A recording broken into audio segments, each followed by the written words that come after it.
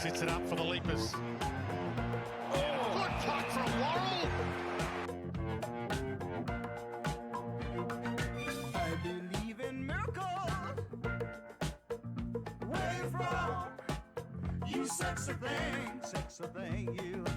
Hello everybody, Big Seven here, back again for another round review plus my trade plans. I scored 1856, highlighted by Grundy captain. Oh man, what a fucking sexy man he is. Unfortunately, had some carnage along the way though. Tim English injured, looks like he's going to be out for a few weeks, which will also probably steer a few people into this Grundy pod who I was hoping would catapult me up the ranks a little bit, sitting at about 50k. We'll go into the side. The trades, I brought in Josh Worrell for Blackerson. Very glad to see the back of that guy. And I also brought in Sammy Darcy. Yeah, I was kind of tossing up.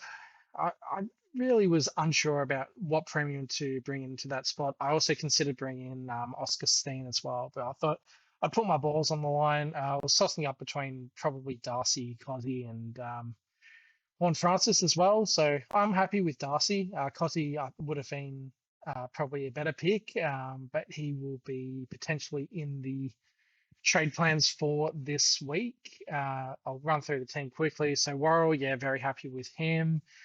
Houston fine, Grill fine, Jake's fine. Sarong I thought was on the cusp of potentially getting dropped with another poor performance, and he was great against, albeit against West Coast, but he was great.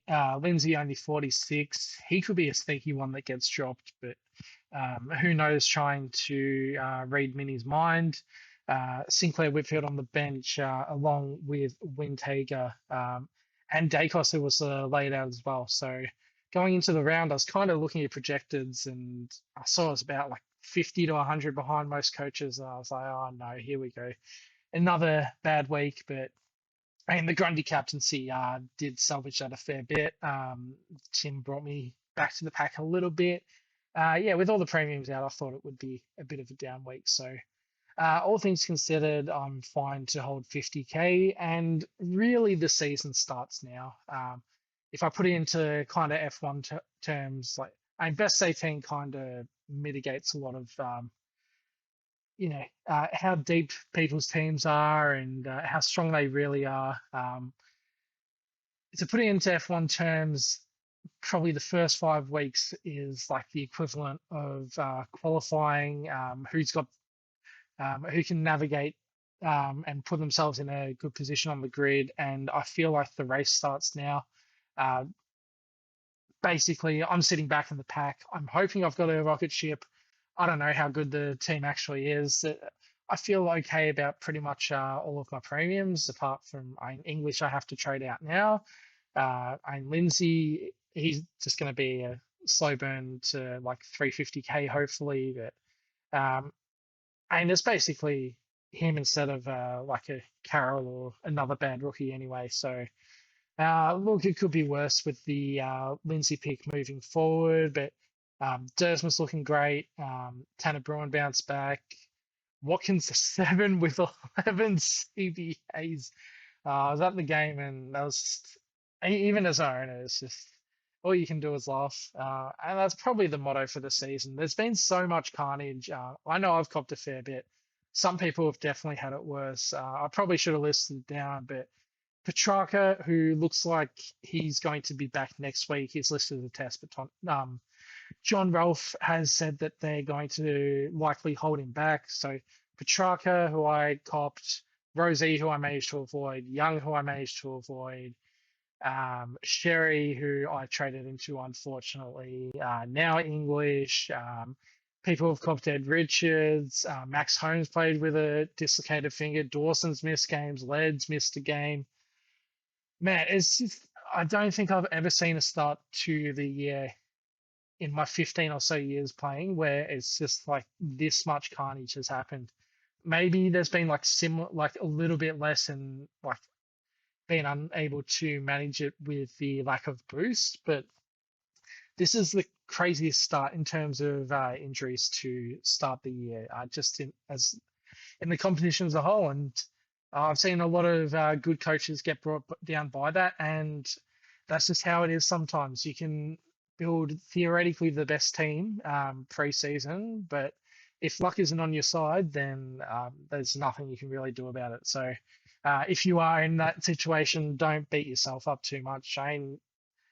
Yeah, sometimes you just have to have a bad season, and there's nothing you can really do about it. So.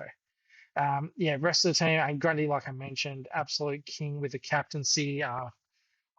He would be my number one trade target if you're looking to get rid of English.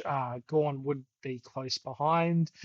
My fade list is aged extremely poorly. I had Bont on there who I think I said he would need to go like 140 to kill us at the start of the year, and that's pretty much exactly what he's done. You don't include the 113 because that was opening round, but 160, 141, and 153. He's effectively done 150 through the 3 rounds of Supercoach proper. So yeah, I'll take the L on Bont, and I'll take the L on Gorn. Yeah, Gorn in particular, like 34-year-old, I was not, as a Melbourne supporter, I was not expecting them to be good this year. Granted, being a Melbourne supporter, there's always that bit of pessimism in mind, but they've been really good to start the year, outside of probably the aberration against Fremantle. Um, Jack Steele has been great. I thought he was a bit washed coming into the season because he's gone to another level, and Max is Max. He hasn't dropped a beat. If anything, maybe even a bit better than um, previous years, which is insane.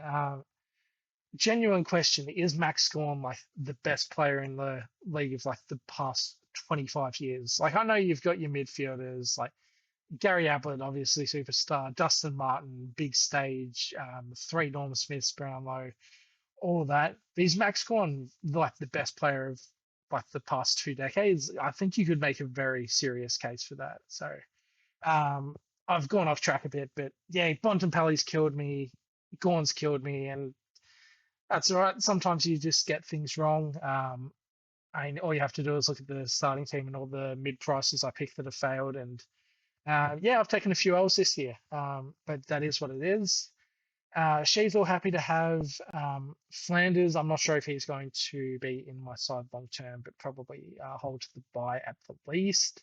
Rochelle only a 94. I'm actually very happy about this. He was on about 90 odd at 3/4 time, and then the game got close and didn't do a lot in the fourth quarter. But in my eyes, this is the third game out of 4. He's left a big score on the table, and he's still averaging like 90. He can push 100 plus this year, I think. And just with that 94, I think he just slips under the radar a little bit. People will be looking at premium mids. People will be looking at Cozzy. I think Rochelle, if you don't have him, I mean, I know people will have to get rocks as well, but if you don't have to get a rock, I think Rochelle would be my number one trading. You could get a keeper at 400k in the forward line that does 100 from here. Very high on Rochelle, and um, yeah, I'd 400k keeper and sign me up. I got him at 370, so happy with that. One of the few decisions I've made right this year, so that's good. Braden Cook 60, another one who just had a bad last quarter, but should get to 300 odd. We'll be happy with that cash gen. Forward line was decimated with Flanders, Robertson, Philippou, and Marshall all back. Hopefully Marshall is back this week, and the other 3 obviously will be. And then Sam Darcy, forward line punt. Yeah, I someone kind of talked me into it, and he was someone I was like a little bit keen on in preseason, and then he was sore heading into the year. Had the early round bye, and I was kind of just like, oh, I'll wait and see. Essendon matchup looked good. I mean, it's definitely harder from here on out. In saying that, like Neil kicked a few goals against Hawthorn. And yeah, Gunston kicked a few goals against Geelong. So I'm not too worried about Darcy long term. That Essendon matchup was definitely in the back of my mind when I was picking him. I've picked him as a keeper though. He's not like a punt for a few weeks and sideways him on. I think he's a keeper. He did 100 last year outside of his injury game where he scored like 16. So And yeah, I think his poor scoring at the start of the year can be excused down to like the soreness that came out of Origin, and hopefully the week off has helped him out. So I'm happy with Darcy moving forward. I would have preferred to go for Pickett. I was a little bit concerned about the midfield mix, but it looks pretty settled now. Just that 39% game when Tholstrup played midfield and tagged Sarong, because he's just playing that well in the midfield that I don't think he's taken out unless he's having like an absolute man. Um, Maybe King wants to put him in the forward line to snag a couple of goals, something like that. But yeah, Melbourne are humming at the moment, and the way Cozzy's playing as well, like Cozzy, I think did close to 100, and the CBAs were like 60 odd, I think. Yeah, 70% over the season. So I think he did 100 in games where he went like 70% CBAs or more. So I don't see why he can't do that this year, and could even go a bit better, maybe a 105. So Cozzy, he's a trade target for me. I would say Rochelle would be if you don't have, obviously, the Grundy and the Gorn. Let's take a look at who other people are trading in. Farrow, he is not a lock in my opinion, but 163k, Essendon backline. Yeah, they just chip the ball around all day. Um, Only 49 against North, but I think he had about 60 odd DT and yeah, 90 against the Dogs. I don't think he's a must just because he's the elevated price point, but I think he gets to 300k pretty easily, 140k rookie at this time of the year. I'm not passing it up. Particularly last year, we had Zach Reed, who got to 400 playing in that same Essendon system, and I think Pryor got to like 350 or something like that. So yeah, Farrow, I want to trade him in. He's definitely coming in for me. Gorn, I won't talk people out of. I think Grundy has him covered for the year ever so slightly, but it'll be close between the two. And like if I'm talking about rucks for the rest of the year, I think Grundy Gorn take us back to 2017, 2018 days, but it's 2026, and they are the two that I think you would want to have. I think there's a tier break between those two and Luke Jackson, who's like a fine option. But I think Gorn Grundy do like 125 plus, and Jackson's probably more around that 115 range. That being said, I think I would want Jackson in my final team. I would probably want, yeah, three Ruckman, the extra one in the flex. And Jackson has a matchup against West Coast, who Matt Flynn has given up 190 to Sherry and 180 to Grundy. So he could make a mockery of the West Coast matchup. And even this week, Collingwood should be a good matchup. So I don't mind the Jackson pick if people want to go there. Steen, I'm not going to bring in. I almost brought him in last week. Just the 40 has brought him back down to earth a little bit. Still negative 50 break even. Yeah, the 83 was against Briggs, who's pretty easy to score on. Brisbane are harder to score on. Time on ground's relatively low, but yeah, I think you can do around about 50. Slow burn to 250k, and like you're happy with that. Kind of in the same boat as Farrow. I don't think he is a lock, but I do think he is a good selection. And he was going to come into the side until Farrow basically emerged as a rookie option on Sunday night. Pretty much through the round, I'm always like thinking ahead. Who are the players I want to target? And yeah, Steen, he was basically my rookie target until the Sunday night, and I think I would prefer to go Farrow. Just I think he's got a bit more potential to like break that 350k barrier, but Steen, very solid pick in his own right, and I wouldn't be surprised if people pick one of them and the other one kind of burns them. So I'll definitely be in that position. It'll be Farrow for me, but and if you need Steen for the team structure, go ahead, go there. Cozzy, I've glossed over, but yeah, happy to pick him. 520k forward keeper. can do 105, I think. Um, and yeah, with the two big scores in the system, 49 break even, playing against Essendon, Richmond in 3 weeks, he could get to like 550, 560K, and then people like kind of FOMO into him. So I would rather get him before those good fixtures. And you can get him in later, of course, but 520K, I'm happy to pay it. Kitty Coleman, oh man, I wish I held him. But who was to know that he played half the game forward against St Kilda, then went back into the back line, and then played full defence against Collingwood and looked good. So who was to know that he was going to get that role back? And Collingwood are one of the better matchups. So um, I think Kitty gets to like 400, 420K, but I'm not trading in mid prices at this time of year for 310K unless I think they're going to make 150K, or if the rookies are really bad, or if they're going to be a potential keeper. Kitty's not a keeper. I will go out and say that.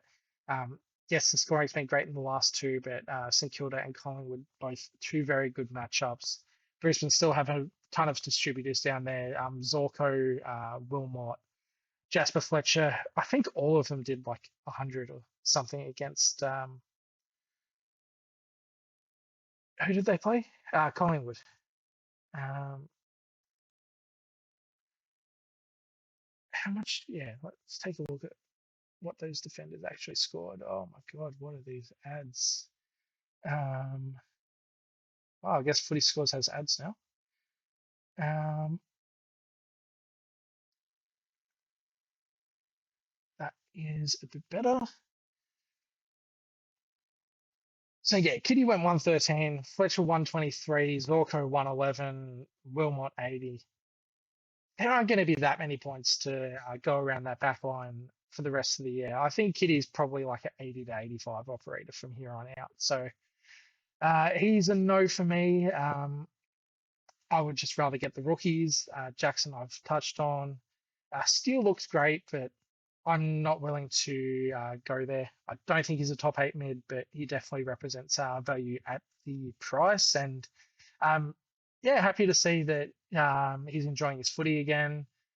Bont at 722K, absolutely not. I will stick to my guns and fade this man until he gets to below 650. Even with the massive scoring, his break even's 138. So it's not like he's going to get to 800 and get away from us. And boy, I'm going to get clipped hard if that actually does happen. But I don't think it will. I think he will be at 650K before we know it. He is hoping. Sarong, don't think he's a top 8 midfielder this year either, but he has scored well outside of the false strip tag, so could be an option. But yeah, I still think he's probably around that 110 range rather than pushing the 115 that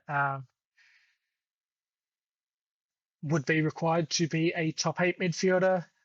Trade outs, English obvious with the injury, although I actually plan on holding him because I have McAndrew at R3. Windsor can hold if you have other issues, but understand the trade out. Ed Richards missing 2 to 3 weeks and high break even and missing good games, and it could get longer. That would be a trade, unfortunately. Watkins, I have in my side and potentially will trade him out. It'll really just come down to what rookies people have. People might have a Rosas or Doveston or just other dead rookies that are bigger priorities. And I think Watkins is a hold in that scenario. 33 break even. I think there's a decent chance he gets the axe this week, though, and doesn't even play. So if that's the case, definitely out for me. 7 SuperCoach points with 11 CBAs. I mean, yeah, that's really one of the performances of our time. So even if he does play like Port Adelaide, Josh Carr, not afraid to move the magnets around. Like, it wouldn't be surprising if Watkins played, but was like a half forward role or like a 30% time on ground role, and guys like Bergman and Burgoyne and Wine's getting more time potentially. So Um, yeah, I'm happy that he's made 80 odd K, but he's someone that can definitely go, but you can hold if he does get named and you have bigger issues. But for me, he's probably gone pending teams and carnage. Parrish, I want out of this pick. How the hell has he gone from averaging 114 in his prime, 110, 108, and then like had a down year in 2024, and he still averaged 90. And then this year he can only put out 75 points a game. What? I mean, I know the time on ground's a little bit lower, but it's not enough to justify this much. I heard from Xavier Dersmed that he was in the best shape of his life. I heard from Zach Merritt that he's in the best shape of his life. I heard from Brad Scott that he's in the best shape of his life. What a fucking delusional club this team is. Don't get me started on Brad Scott's coaching, and congratulations on winning fourth quarters every week when the game's dead. Like, this is such an unserious club, and I just this pick. If you had told me this pick failed, I would have said that 99% of the time it would have been because he got injured. So, uh, yeah, been a bad pick that honestly I got blindsided by. I thought this was at minimum an 80 average, but I thought closer to 90. So, um, yeah, he's gone below what I thought his floor was.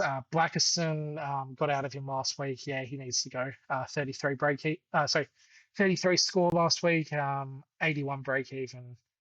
I don't think that he will get close to that. Selwood 17 break even, but with a 28 in the system against Essendon. I don't think he's a fieldable option. I think you can potentially trade him. I would prefer Watkins out over Selwood personally. Yeah, he's just going to be like that kind of small lockdown defender. Might score 40s and 50s. Probably can get up to like 250k in the long term. But if you don't have any other big priorities, he can go for sure. What's Buderick's break even? 45. Yeah, I was never really that keen on him. Yeah, the 105 was an outlier. 73, 67, 72. Kind of the same boat I'm in with Lindsay, where it's like I think you can hold him and he'll be a slow burn up to like 330 to 350k. But if he gets you somewhere, then I would say trade him out. Um, it really just depends on what your priorities are, and yeah, if you don't have an English, then maybe you want to unlock that money. But if you do have an English, then maybe Buderick is a hold and uh, find a way to get him up next week. So I think it's trade or hold can go either way. Dyson Sharp, 150k. We'll see if he comes back in the side. I think he didn't train last week, so kind of feels like you should hold if you've held him for this long, but it depends on your priorities, obviously. And Jack Carroll, I would have traded him out last week if you had him. We'll see if he's named 24 break even.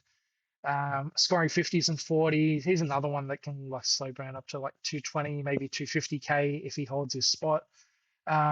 But yeah, kind of depends on whether you've got dead rookies or not. But yeah, I think he would be a trade for mine. So um, let's optimize the side and we'll make a few changes. I'm going to field Grill over Jakes, I'm pretty sure. Now that Bailey Dale is fit, I don't think Jakes is going to score as well as he did in the past. So 84, 80, and 70, and then a 67 against Essendon. He's probably in that like 60 to 70 range, I think, from here on out. Drill actually played a bit of midfield on the weekend, and um, yeah, I'm just going to back him in 73, 68, 90, and then the 43 against the good opponent. GWS this week, who probably like a decent opponent, but not on the same level that Gold Coast are. So, um, yeah, I think I'll field Grill this week over Jakes and Lindsay. Who have West Coast got? They've got Geelong. Yeah, Lindsay can stay on the bench. Um, And yeah, English, I plan on holding. So Adelaide play on the Thursday night, which means I basically get a look at McAndrew and can make the decision from there. I guess my problem is I've already got Grundy, and I don't think I want to pay for Gorn at this stage. 700k, obviously in great form. Essendon haven't been great for rucks so far this year. Obviously, Sherry lost his head against Essendon, and English got injured. So it's not like it's not gospel. It's not like you can't captain Max Gawn or anything like that. Gawn could easily just put like 150 on Blakiston, and I wouldn't be surprised. At the same time, yeah, I'm not rushing to trade him in.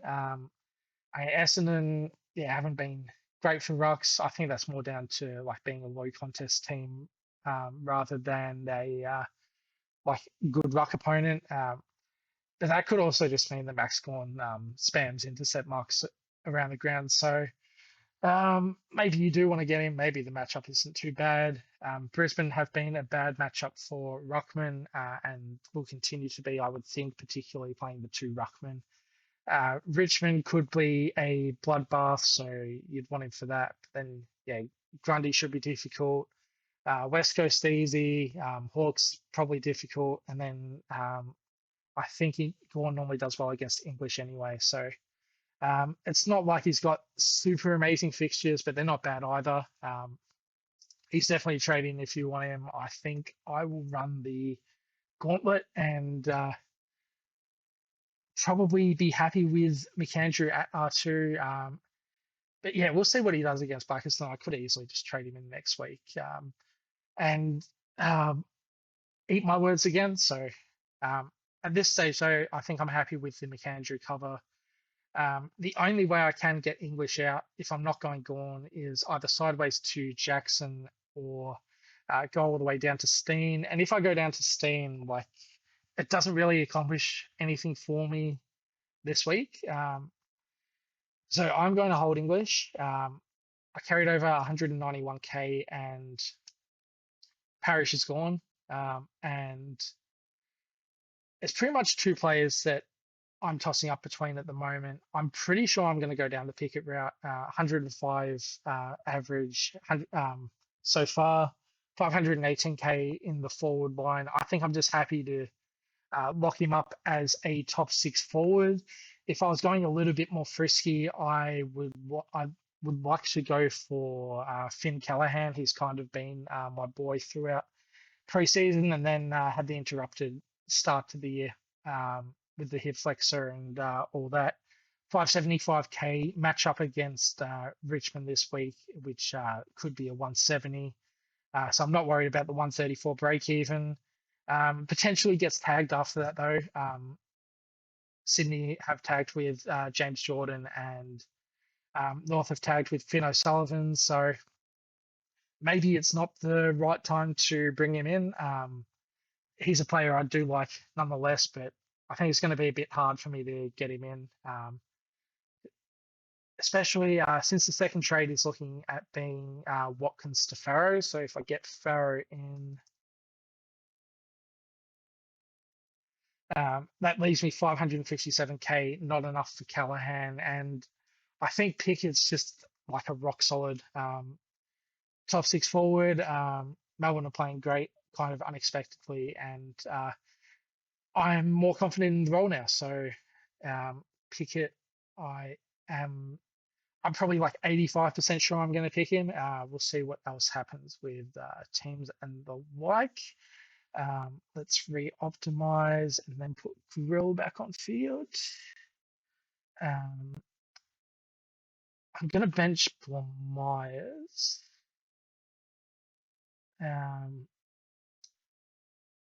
Not fielding Lombard, that's for sure. I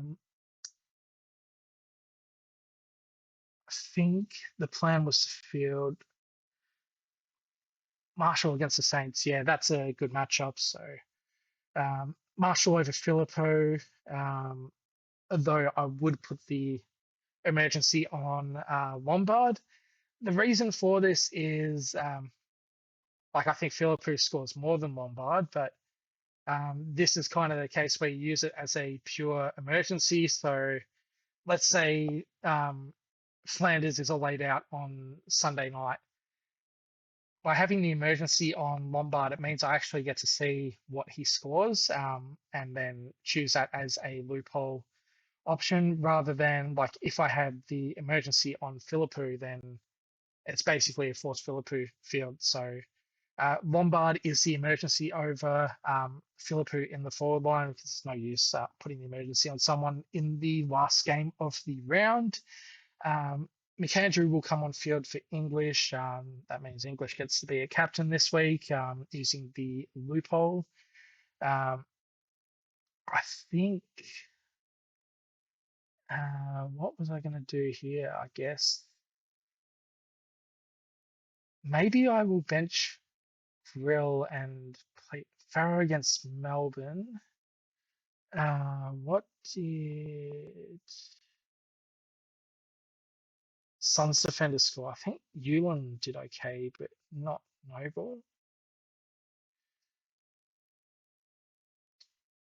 Ewan 100, Noble 96, Rioli 73, Ballard 42. He could have been a potential trade in as well, but not at 200k with that score. That Goulburn kid looks pretty good. He's one to watch for next week. Yeah, I think I would probably. I think for Myers, I'm going to keep on the bench against Brisbane. And I think he's also been a bit of a victim of McKercher, Parker, and Daniel all playing back. I think for Myers played wing on the. I was going to say last weekend, but I think that was Monday. So not Monday, Friday. So yeah, last Friday. Feels like forever ago now. So yeah, I'm not sure if Myers is going to be fieldable. So I think the plan will be loophole Cook with Farrow using Milan Murdoch. So if Cook scores like 65, 70 maybe, I take his score, put Murdoch on field and bench Farrow. But if he scores less than that, then put Farrow on field. Again, yeah, Grill Jakes could go either way, but I'll put the emergency on Jakes. Vice captain and captain. I'm not sure if I want to go Nick under an injury cloud. Hopefully he gets up for this week. But yeah, I think JL also considered. I think he said he was considering playing Wagner on him as a tag. So I think Dacos is just a no-go for vice captaincy this week. But yeah, I'm not really liking the alternatives. I mean, Butters should be okay, but last game of the round, probably Hugo Garcia gives him a bit of attention as well. So maybe I'm not that keen on him. And you can go back to a few videos ago when I was just like, oh yeah, I don't need Bont. I'm happy. I'll be happy with Dacos and Butters as vice captain and captain options. And yeah, Bont is just fading him has been an L this year. I don't regret it. I mean, the process is right, and it takes a rare player to burn you at 700k. But Bont's just done it this year, and fair play to him, and fair play to people that started him. So yeah, vice captain and captain's a bit thin. I definitely want Grundy this week. Gorn went 175 on Wits, so Norwood over as well. Tight ground should suit ruck scoring. So Grundy will either be the vice captain or the captain. I think I would just put him vice captain and see what he scores and probably be a bit of a chicken this week and take like a 120, 125. And then the captain, obviously not going to get a score out of English. Don't have a Geelong primo, so that would have been interesting. Although I guess Max Holmes is dealing with a fractured finger, so Bailey Smith would be nice if you had him. Whitfield against um, Richmond. What did Port play? I think Farrell had a pretty big game against Richmond. At least it definitely felt like that watching the game.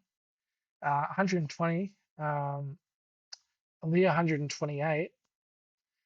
Burn Jones, I think he was in the back a fair bit, but might have been like just drifting back. Whitfield could be a pod captain. Sinclair started the year very well as well. He's probably just a safe one, or I can just go Butters and against Garcia. So um, could vice captain Sheasel as well. Rochelle against the Blues could be a fun one. Cozzy against Essendon could be really nice as well. Maybe I'll do that Cozzy into Grundy, but all I know is Grundy's going to be part of my vice captain plans. I'm unsure what I'm going to do with the captaincy though. And yeah, electing not to use a boost this week would be nice to get English to like a Jackson. That would be a straight way to use the boost, and maybe that comes into consideration if McAndrew drops like a 40 or something like that. Um, I still want to save the boost for when I'm actually upgrading players though. There's a world where next week I don't need to make any trades outside of this, like English, and maybe I can do English to like Gorn or Jackson, and then get rid of a like do a rookie correction, like maybe get a Goldman or something like that.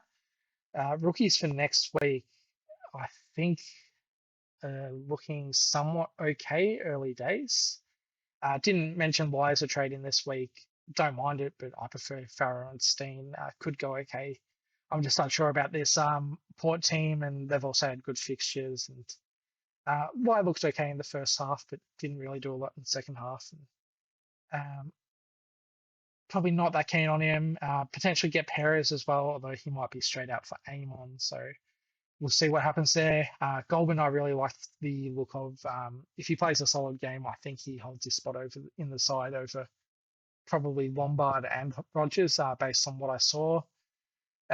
Brody potentially comes in for Watkins. Yeah, if he plays, that'll be a fun decision to make next week.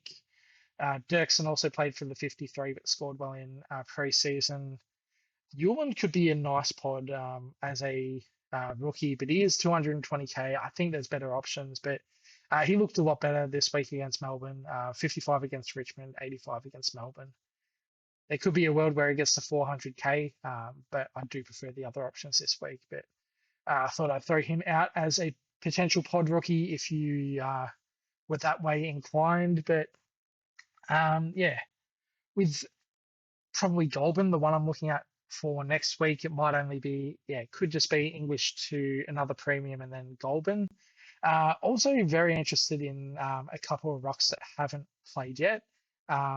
Lewis Emmett, who and it'll depend on the English timeline, but I think he did 60 odd in the preseason game and would be the main ruckman in English's absence. So rather than getting English out to a premium ruck this week, the play could be to hold English, see what Emmett does, have McAndrew in the R2 spot, and get Lewis Emmett in. So we'll see what happens there. And we'll also see what happens with Nick Bryan as well. I think he played limited minutes in VFL last week. Don't think Essendon should rush him back, but I don't think Essendon should do a lot of the things that they do. So he could potentially play this week. And Essendon could play a two-ruck setup against Max Gawn. So we'll see what happens there. Yeah, Brian could also just play this week against Gawn and play like 30% time on ground as like a relief ruck with the fifth spot on the interchange. So I guess my point is holding English and pivoting to a rookie this next week might be better than trading him to a Gorn or a Jackson. And maybe I can get away with not boosting next week as well. But the way this season has gone, it's probably optimistic. Probably, I don't want to throw out names, actually. I don't want to be bad for it, but we could say any number of premiums or rookies or just everyone get injured next week. So um, let's hope for I don't think we've had a clean week yet of premium players not getting injured across the competition. So let's pray for that this week. Hopefully, yeah, premiums can and rookies and just everyone in the competition can stay healthy. It's good to have best 23 back or best 22, 23 on field. Sick of seeing projected scores with a 1 at the start of them. So hopefully you can, yeah, put a 2100 up or 400 or 500 points more than that. We'll see what happens. But yeah, this is the start of the season in my eyes. Made the analogy to F1 before. It feels like the race starts now. People with bad cash generation will start getting exposed as we get into upgrade season, and best 23 means that some of the weaker players that people have on field will actually start counting against their team total rather than getting dropped out in best 18. So hopefully can have a good week this week. Otherwise, if we don't, we'll start looking towards the SuperCoach Cup competition, which I managed to win for NFL. So hopefully can do the double NFL and AFL SuperCoach Cup double. That starts in round 8 effectively. Qualifying for that will be in round 7. So as per usual, thanks very much for watching, and I'll catch you for the next video.